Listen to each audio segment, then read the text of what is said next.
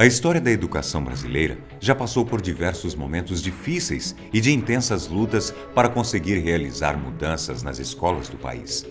No período da colonização, o Brasil era totalmente dependente de outras potências, principalmente quando se falava do ensino de educação.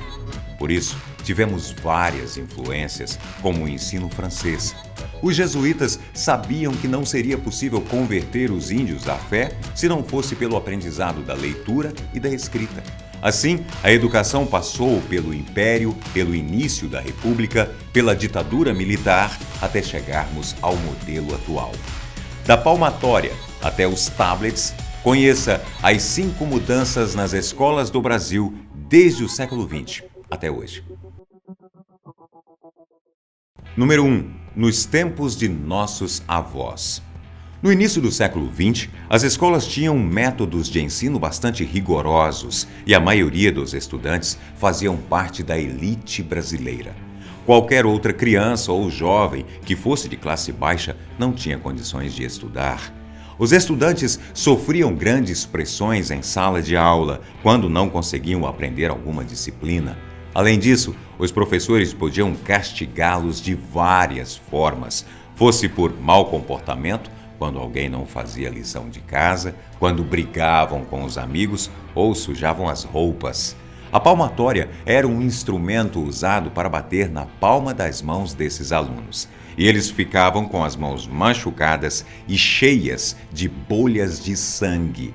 Outro método de castigo era colocar os alunos de joelhos dobrados em cima de feijões ou milhos, o que era extremamente doloroso. Puxões de orelha também eram comuns na época. No Reino Unido, esse tipo de punição corporal foi banida em todas as escolas no final dos anos 90. No Brasil, o uso da palmatória se tornou crime nos anos 70. Número 2. Durante a ditadura militar.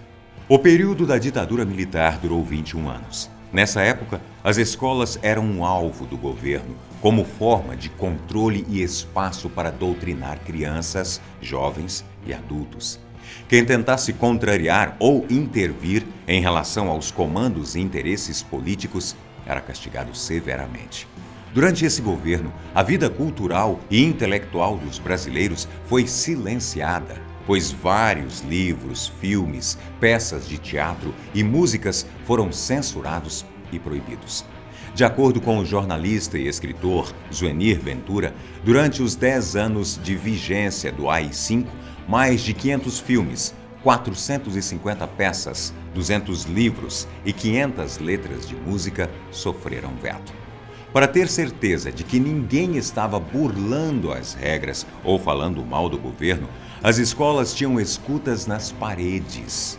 O ensino era organizado da seguinte forma: começava pelo pré-primário, que era o maternal e jardim de infância, depois o primário, com duração de 4 anos, e por último o médio, com 7 ou 8 anos de estudo. Essa última fase era dividida em ginasial e colegial. Um dos materiais escolares mais utilizados eram caneta de madeira com pena metálica, uma cartilha de alfabetização chamada Caminho Suave e o livro Desenhocop. Era uma febre, pois ajudava os alunos a fazer desenhos escolares como mapas, partes do corpo humano e animais. Tinham os moldes ali prontinhos. Era o mais próximo do tecnológico que as crianças tinham nos anos 70. Número 3. A melhor parte dos anos 90. Para quem estudou nos anos 90, talvez agora vai sentir aí uma pontinha de nostalgia. Nessa época, os trabalhos eram feitos à mão, em folhas de papel ao maço e com pauta. As apresentações eram feitas em cartolinas coloridas e para fazer as pesquisas não tinha Google não, viu? A salvação era a Enciclopédia Barça e a biblioteca do colégio. Também era comum os professores de língua portuguesa mandarem os estudantes lerem uma coleção de livros chamada Vagalume e também a coleção Os Caras, do autor Pedro Bandeira.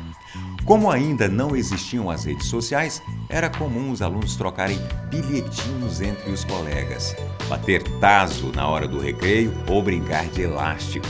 Outra coisa que era muito divertida, os caderninhos com várias perguntas curiosas e instigantes que você podia responder anonimamente. Quem por aí lembra disso?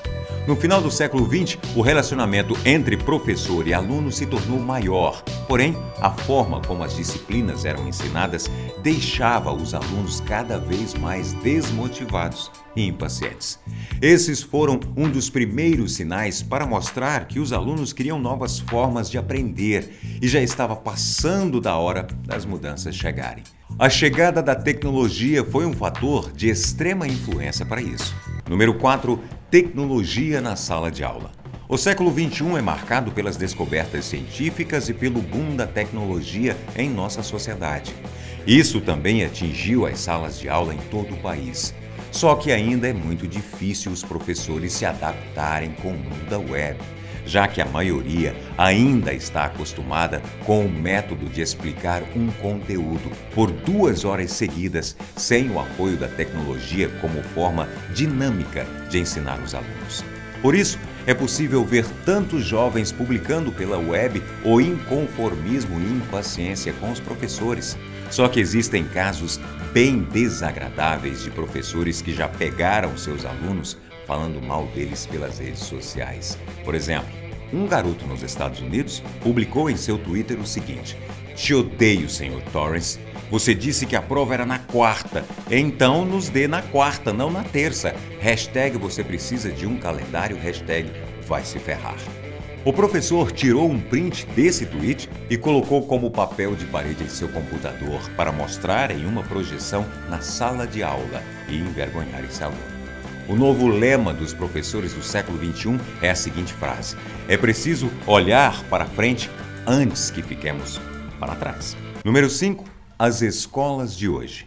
Apesar de várias mudanças positivas já terem acontecido em nosso país, a educação básica ainda é um ponto de baixíssimo investimento pelo governo. Na Europa, o investimento anual da educação costuma ser, em média, $5,5 mil por aluno e nos Estados Unidos, $9 mil. Sabe quanto é investido aqui no Brasil por aluno anualmente? Uma média de R$2.000. Em uma entrevista realizada com o integrante do Conselho Nacional de Educação, Mozart Neves Ramos, o ensino médio brasileiro é exaustivo por causa do excesso de disciplinas. Por isso, apenas 11% dos alunos aprendem o que seria esperado em matemática e, em português, apenas 25%.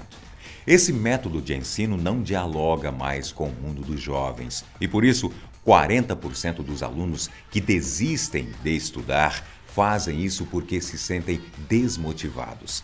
Mozart Ramos afirmou em sua entrevista que, atualmente, temos uma escola do século XIX, professores do século XX e alunos do século XXI.